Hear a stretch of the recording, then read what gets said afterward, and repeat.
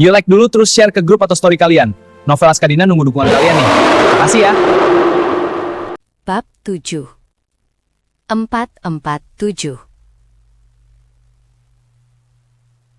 Menurut pemahaman Charlie, benua Antartika hampir tidak menawarkan keuntungan lain bagi para kultivator, selain memungkinkan mereka untuk melarikan diri dari masyarakat modern. Pertama, tidak ada jejak permukiman manusia di sini. Dan kedua, tidak ada tumbuhan atau hewan langka. Bercocok tanam di sini berarti tidak akan menemukan harta karun atau material magis. Seandainya aku tidak sedang mengejar aurora borealis, aku tidak akan datang sejauh ini ke tempat seperti ini.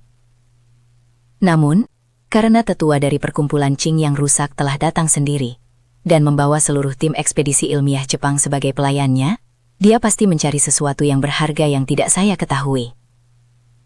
Untuk sesaat, Charlie secara naluriah merasa sedikit tergoda. Jika memang ada hal-hal baik di Antartika, dan dia bisa menemukannya sebelum tetua masyarakat Qing yang bermasalah itu, bukankah dia akan mendapatkan keuntungan besar secara cuma-cuma? Namun Charlie juga menyadari keterbatasannya sendiri. Bahkan dengan Yeremia Yun dan Song Ruyu, mereka bertiga bukanlah tandingan tetua dari perkumpulan Warriors Den. Sekalipun mereka tahu apa yang dia cari, akan sulit bagi mereka untuk mendahuluinya. Terlebih lagi, karena Antartika saat ini membeku, kapal tidak dapat lagi masuk, yang berarti kedua belah pihak akan terjebak di benua ini setidaknya selama 4 atau 5 bulan. Jika ia terus mencari Antartika selama 4 atau 5 bulan ke depan, maka Maria Lin dan yang lainnya akan menghadapi risiko yang tidak diketahui setiap saat di bulan-bulan mendatang. Saya khawatir kita harus bermain petak umpet dengannya lagi. Namun, Charlie tidak ingin hanya duduk dan menunggu nasibnya. Jadi dia memberikan nomor telepon satelitnya kepada Matsushita Heikichi, dan mengingatkannya. Jika Guang Han Genren itu menghubungimu, segera hubungi aku dan beritahu aku detailnya. Telepon satelit yang ia gunakan berasal dari penyedia layanan luar negeri, dan biayanya prabayar serta tidak memerlukan pendaftaran nama asli. Bahkan jika para tetua dari perkumpulan Qin yang rusak mengetahuinya, mereka tidak akan dapat mengetahui identitasnya.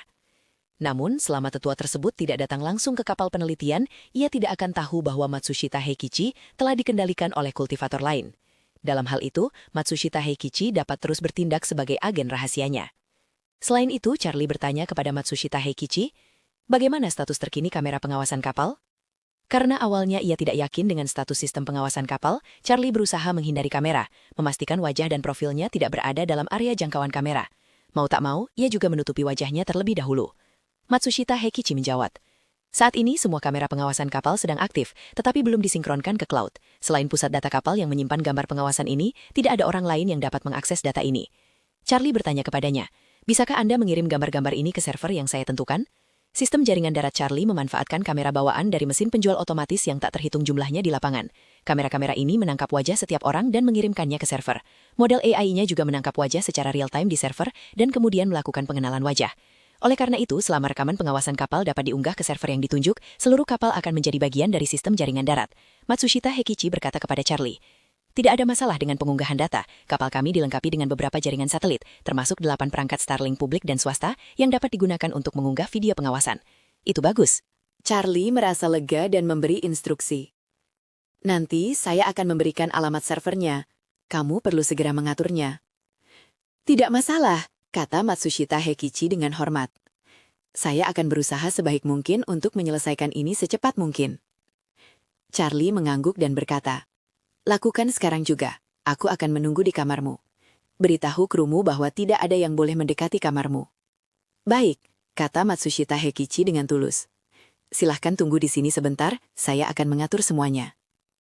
Teringat sesuatu, Charlie mengingatkannya. Ngomong-ngomong, kapan orang-orang dari stasiun penelitian akan datang lagi? Matsushita Heikichi berpikir sejenak dan berkata, mereka telah mengatur tim pengangkut minyak yang datang untuk mengirimkan bahan bakar 1 atau 2 kali sehari. Tim itu seharusnya tiba dalam 2 atau 3 jam lagi. Stasiun penelitian tersebut mengonsumsi bahan bakar dalam jumlah yang sangat besar, lebih banyak dari sebelumnya. Bahkan tidak selama musim panas Antartika, apalagi musim dingin Antartika. Dengan begitu banyak orang dan anggota tim peneliti mereka belum pernah sesibuk ini. Hampir semua kendaraan dan helikopter sekarang beroperasi di luar ruangan secara terus-menerus dan pemindaian radar membutuhkan banyak listrik, sehingga mesin pembakaran internal pada kendaraan dan pesawat ini juga mengonsumsi banyak bahan bakar untuk menghasilkan daya. Pada musim dingin, helikopter penelitian Jepang ketika dilengkapi dengan radar es mengonsumsi sekitar 2 ton bahan bakar per jam, menjadikannya kendaraan yang sangat boros bahan bakar. Untuk memastikan pengoperasian fasilitas-fasilitas ini, tim peneliti Jepang membentuk tim khusus pengangkut bahan bakar menggunakan traktor salju yang dipasangkan dengan trailer tangki bahan bakar tugas berat untuk mengangkut muatan penuh bahan bakar setiap hari. Kapasitas 20 ton tangki bahan bakar ini hanya cukup untuk digunakan oleh sebuah helikopter dalam satu perjalanan. Setelah mendengar bahwa tim transportasi akan datang, Charlie bertanya kepada Matsushita Heikichi, apakah kendaraan transportasi tersebut memiliki kemampuan pelacakan GPS dan perekaman video? Ya, jelas Matsushita Heikichi. Sebenarnya, setiap kendaraan yang digunakan di stasiun penelitian Antartika dilengkapi dengan sistem penentuan posisi GPS dan sistem Internet of Things. Selain itu, data ini tersedia untuk otoritas domestik terkait. Mereka dapat memantau lokasi kendaraan secara real-time dan bahkan video real-time di sekitar kendaraan. Namun, kami telah diperintahkan untuk melepas modul jaringan dari semua kendaraan. Tanpa jaringan, video dan koordinat GPS tidak dapat diunggah dan otoritas domestik terkait tidak dapat melacaknya. Charlie bertanya kepadanya, apakah Anda yakin hanya melepas modul komunikasi jaringan? Dikonfirmasi, kata Matsushita Heikichi, perintah yang diberikan oleh Guanghan Genren adalah bahwa pihak berwenang dalam negeri tidak boleh mengetahui status waktu nyata dari semua kendaraan dan peralatan. Oleh karena itu, kami segera mengatur untuk melepas modul IoT dari semua peralatan termasuk kapal penelitian kami. Secara teori, selama modul jaringan dipulihkan, informasi koordinat akan segera diunggah ke server melalui satelit dan staf setempat akan dapat melihatnya. Charlie bertanya kepadanya, apakah ada cara untuk memulihkan fungsi komunikasi jaringan mobil-mobil ini secara diam-diam? Tetapi ada satu hal, kita tidak bisa membiarkan mereka mengirimkan data apapun ke wilayah lokal Anda. Sebaliknya, kita harus mengirimkan semua data ke server saya sesuai dengan persyaratan saya. Matsushita Heikichi mengangguk dan berkata, itu juga tidak sulit, kita hanya perlu mengganti modul komunikasi jaringan. Kebetulan kita memiliki beberapa sistem Starlink di dalam pesawat. Jadi, kita hanya perlu memasang salah satu sistem Starlink di kendaraan dan mengatur alamat transmisi datanya. Kemudian, Matsushita Heikichi menjelaskan, GPS dan kamera kendaraan bukanlah perangkat keras cerdas, mereka hanya menyediakan data, sama seperti GPS dan kamera ponsel. Modul komunikasi yang kami lepas digunakan untuk mengirim data ke otoritas domestik terkait. Modul ini juga menggunakan jaringan khusus untuk transmisi, kami hanya perlu menggantinya. Charlie langsung merasa sangat gembira. Jika saya bisa melacak lokasi salah satu kapal tangker minyak secara real-time dan mengakses rekaman kamera di dalamnya, saya bisa melihat situasi spesifik di stasiun penelitian setiap hari dan bahkan mungkin bisa melihat tetua dari masyarakat King yang rusak dalam rekaman tersebut. Ini pasti akan memberi saya kendali lebih besar. Jadi dia bertanya kepada Matsushita Heikichi, jika aku membiarkanmu melakukan ini, bukankah akan diketahui oleh Guanghan Genren atau tim transportasi? Matsushita Heikichi berkata, seharusnya tidak demikian. Semua peralatan terintegrasi ke dalam atap kendaraan. Sangat tidak mungkin mereka dapat menyembunyikan terminal Starlink di dalamnya, kecuali jika mereka perlu memulihkan jaringan pribadi mereka suatu hari nanti.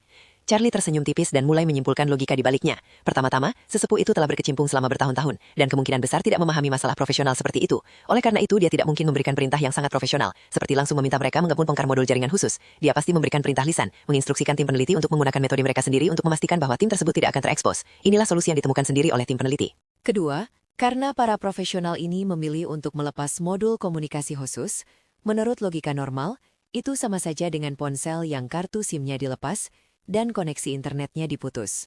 Para profesional tersebut menyelesaikan masalah menggunakan pengetahuan profesional mereka, yang berarti mereka telah menyelesaikan tugas mereka. Mereka seharusnya tidak perlu secara berkala kembali untuk memeriksa apakah kartu SIM yang berbeda telah dimasukkan ke dalam slot kartu SIM, karena hal ini tidak masuk akal dalam pekerjaan mereka. Kedua, energi spiritual tidak dapat merasakan sinyal tersebut. Yang berarti meskipun jaringan mobil berfungsi kembali, frekuensi sinyal yang tak terlihat dan tak berwujud tersebut tidak mungkin dideteksi oleh pihak lain. Para profesional tidak akan menyelidiki, dan para tetua asosiasi Warriors Den tidak akan menyadari masalah ini. Bukankah ini memberi saya kesempatan bagus untuk mengamati sejarah diam-diam? Bab 7, 4448. Semua orang yang bekerja di kapal penelitian ini adalah mahasiswa berprestasi.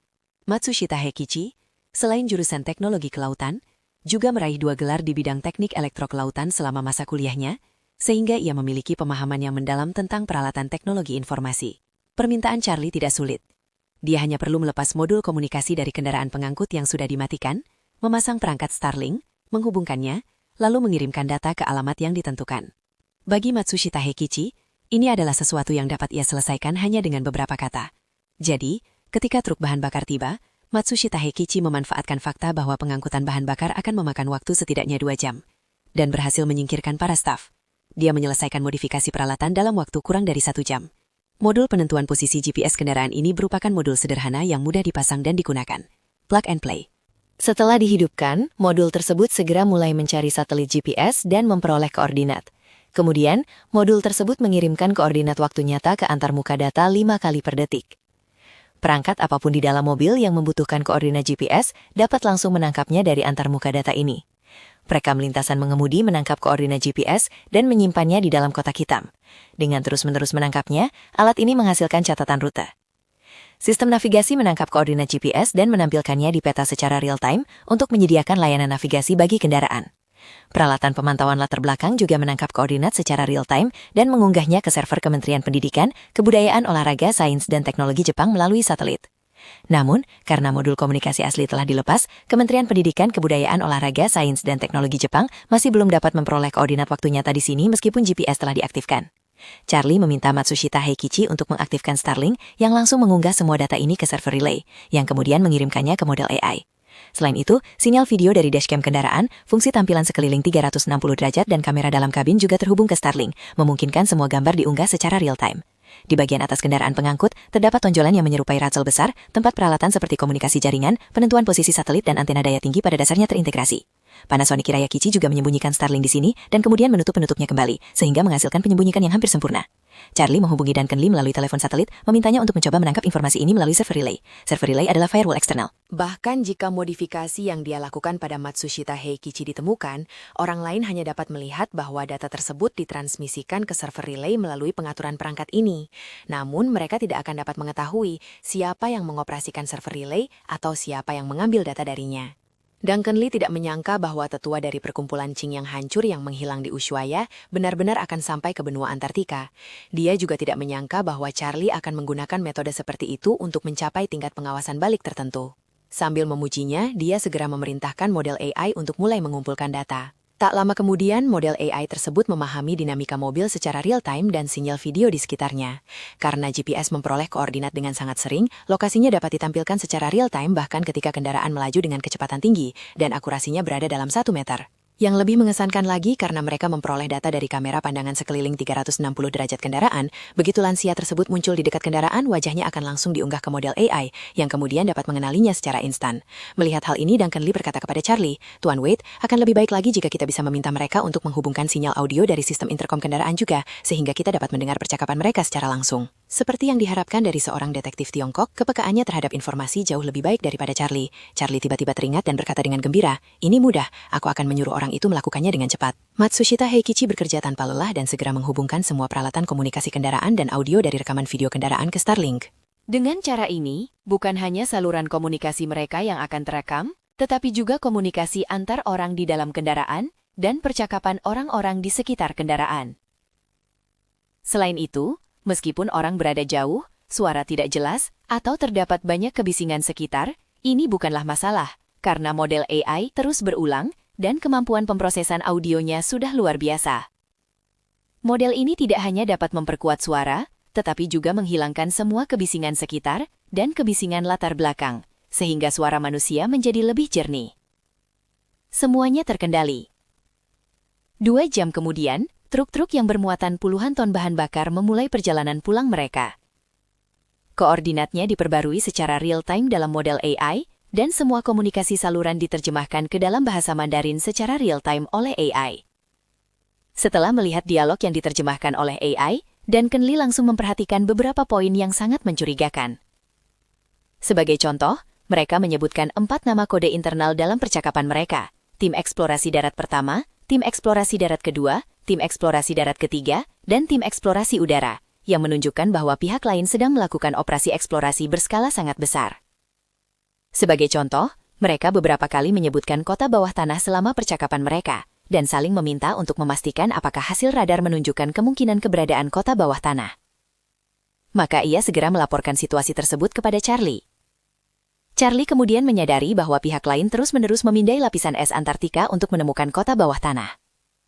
Secara logis, tempat ini pasti sudah ada jauh sebelum munculnya Homo sapiens, Bahkan dengan teknologi canggih saat ini, manusia masih belum bisa membangun kota di bawah lapisan es Antartika, jadi hal itu akan jauh lebih mustahil bagi manusia purba. Dengan kata lain, jika orang-orang zaman dahulu pergi ke tempat ini tanpa peralatan dan perbekalan yang memadai, mereka pasti akan celaka. Saat ia sedang berpikir keras, tiba-tiba ia teringat pada Marialyn. Marialyn secara fisik lemah, tetapi karena dia telah meminum pil hijau abadi, hawa dingin yang ekstrim bukanlah masalah baginya.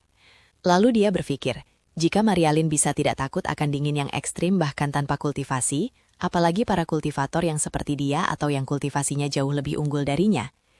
Tidak terlalu sulit bagi para biarawan untuk datang ke Antartika. Meskipun tidak mudah untuk masuk selama musim dingin, itu bukan masalah besar di musim panas. Dengan demikian, ia secara bertahap membentuk perbandingan yang jelas antara masa lalu dan masa kini dalam pikirannya. Saat ini, sangat sulit bagi orang biasa untuk memasuki Antartika, tetapi para ilmuwan dapat masuk dengan peralatan canggih mereka. Di Antartika kuno, orang biasa tidak mungkin bisa masuk, hanya kultivator dengan tingkat kultivasi yang tinggi yang bisa.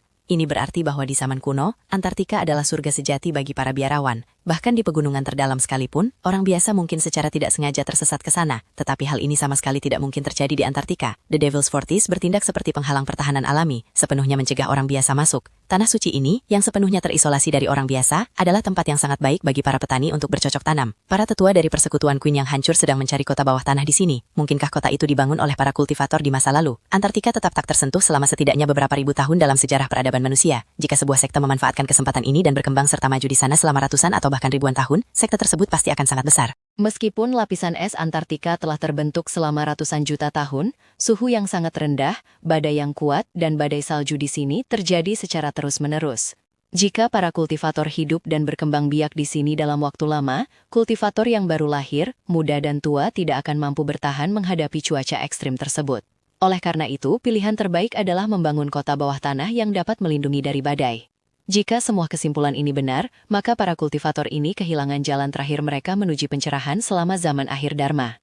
Hanya ada dua kemungkinan bagi mereka. Entah mereka secara bertahap mati dari generasi ke generasi, jumlah mereka menyusut, mereka jatuh ke dalam perangkap populasi, dan akhirnya semuanya binasa. Atau mereka terus berkembang biak di suatu tempat yang tidak diketahui hingga hari ini. Bab 7449. Didorong oleh rasa ingin tahu tentang kota bawah tanah di Antartika, Charlie memulai perjalanannya kembali ke stasiun penelitian Nordik. Pada saat itu, kendaraan-kendaraan yang mengangkut bahan bakar tersebut telah menuangkan seluruh bahan bakar yang mereka bawa ke dalam tangki penyimpangan di stasiun penelitian Jepang. Wu Bolin jarang tertarik untuk meninggalkan istana Wuhan miliknya. Berdiri di alun-alun pusat, dia melihat sekeliling dan menghela napas dengan ekspresi puas di wajahnya. Memiliki tim modern seperti ini benar-benar berguna di tempat tandus seperti Antartika. Sayang sekali kita masih kekurangan personel. Dibandingkan dengan ratusan ribu anggota masyarakat Warriors Den, jumlah ini memang agak sedikit. Saat itu, Kohei Tikuchi sedang mengawasi pengiriman bahan bakar. Setelah memeriksa sisa bahan bakar, ia menginstruksikan orang yang bertanggung jawab atas transportasi tersebut dalam bahasa Jepang untuk memperhatikan garis peringatan keselamatan bahan bakar. Begitu level bahan bakar mendekati garis peringatan, terlepas dari cuaca, mereka harus segera berangkat menuju kapal penelitian. Wu Bolin memandanginya dari jauh, lalu tersenyum dan melambaikan tangan kepadanya. "Hei, pesuruh, kemarilah." Kohei Kikuchi buru-buru berlari menghampirinya dan bertanya dengan hormat. "Apa perintah Anda, Guru?" Wu Bolin bertanya kepadanya. "Bagaimana perkembangan eksplorasi saat ini?" Kohei Kikuchi dengan cepat menjawab, melaporkan kepada Masato. Ketiga tim eksplorasi darat masih terus maju, tetapi seperti yang Anda ketahui, jangkauan radar terbatas. Saat ini kami bergerak maju ke tiga arah dengan dua sudut 70 derajat. Semakin jauh mereka bergerak, semakin besar area yang perlu mereka cakup, dan semakin lambat kecepatan pergerakannya. Hampir tidak mungkin untuk memindai seluruh wilayah Antartika dalam waktu singkat. Setelah mengatakan itu, dia dengan cepat menambahkan. "Ngomong-ngomong Pak, bahan bakar helikopter kita hampir habis. Helikopter hanya bisa beroperasi selama 2 hari lagi sebelum harus berhenti. Jadi saya ingin bertanya apakah sebaiknya Anda menghentikan helikopter dan menyimpan bahan bakarnya untuk keadaan darurat?" Wu Bolin mengerutkan kening dan bertanya kepadanya. "Bukankah Anda mengangkut banyak bahan bakar setiap hari? Mengapa helikopter kehabisan bahan bakar?" Kohei Kikuchi menjawab. "Benar, helikopter menggunakan minyak tanah penerbangan yang diproses secara khusus, yang berbeda dengan bahan bakar diesel yang digunakan pada genset, peralatan pemanas dan kendaraan darat kita.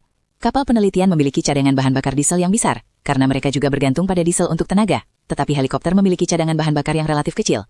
Selain itu, kami telah terbang tanpa henti akhir-akhir ini, sehingga konsumsi bahan bakar memang terlalu tinggi." Wu Bolin agak kesal dan berkata dengan ekspresi mengancam. "Jika helikopter berhenti, kecepatan pencarian akan berkurang. Apakah Anda tidak punya pilihan lain?"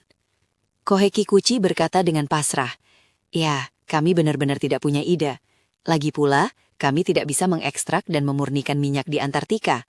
Satu-satunya cara untuk mendapatkan minyak tanah penerbangan adalah dengan mengangkutnya dari Tiongkok. Tetapi sekarang tidak mungkin bagi kapal manapun untuk masuk. Wu Bolin menggertakkan giginya dan bertanya dengan sedih. Apakah benar-benar tidak ada cara lain di Antartika? Setelah mengatakan itu, ia mendapat ilham dan langsung berkata, jika semua cara gagal, kita bisa pergi ke stasiun penelitian lain dan mencuri beberapa. Kohei Kikuchi langsung berkata dengan panik, tidak mungkin Masato. Jika kita pergi ke stasiun penelitian lain untuk merebutnya sekarang dan mereka melaporkannya, itu akan menjadi sengketa internasional, dan kita akan berada dalam masalah besar. Wu Bolin mencibir. Lalu kenapa? Bukankah mereka bilang tidak bisa masuk? Ayo kita rampok saja mereka. Begitu musim panas tiba, aku akan meninggalkan tempat ini. Aku tidak peduli apa yang terjadi pada orang lain. Kohei Kikuchi menjelaskan, Masato, pernyataan bahwa mereka tidak dapat masuk hanya berlaku untuk tim ekspedisi ilmiah reguler. Tim ekspedisi ilmiah reguler memang tidak dapat masuk saat ini. Jangankan tidak memiliki peralatan untuk masuk, bahkan jika mereka memiliki peralatan, anggota ekspedisi itu sendiri tidak akan memiliki kemampuan. Namun, fakta bahwa tim ekspedisi ilmiah tidak dapat masuk bukan berarti militer tidak dapat masuk. Jika hal ini menarik perhatian internasional, mungkin suatu negara akan mengirimkan militernya untuk campur tangan. Wu Bolin bertanya kepadanya, menurutmu metode apa yang digunakan tentara untuk masuk?